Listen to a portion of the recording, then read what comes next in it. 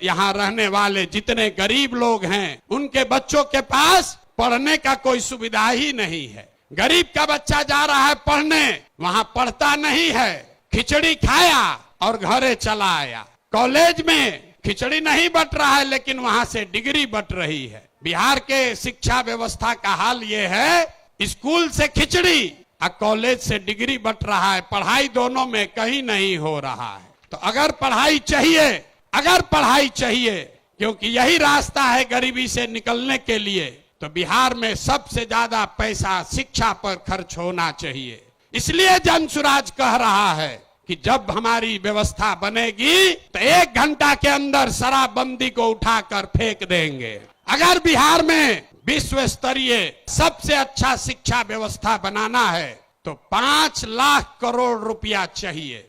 5 लाख करोड़ रुपया चाहिए अगले 10 वर्ष में, तो देश का सबसे अच्छा शिक्षा व्यवस्था बिहार में बना दिया जाएगा।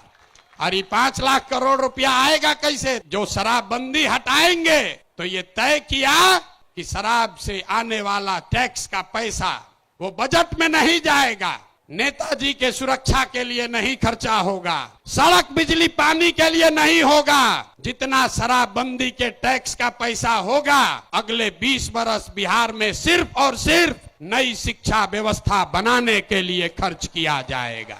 अब समझ में आया काहे हटाना चाहते हैं? हर बरिस 20,000 करोड़ रुपया शराबबंदी के चलते नुकसान हो रहा है, तो 20 बरस के पैसे को, शराब के टैक्स को अगर आप नई शिक्षा के व्यवस्था के लिए खर्चा करें तो 4 लाख 5 लाख करोड़ रुपया बिहार के बच्चों के मुस्तकबिल को बदलने के लिए उपलब्ध हो जाएगा। हम ये नहीं कह रहे हैं कि शिक्षा व्यवस्था बनाएंगे, उसका रास्ता भी आपको बता रहे। 5 लाख करोड़ रुपया जुटाएंगे इसी बिहार से और ऐसी शिक्षा व्यवस्था बनाएंगे कि पूरे देश से लोग जैसे नालंदा विक्रमशिला में पढ़ने आते थे वैसे यहीं पर पढ़ने आएंगे, तभी बिहार ज्ञान का भूमि फिर से बनेगा।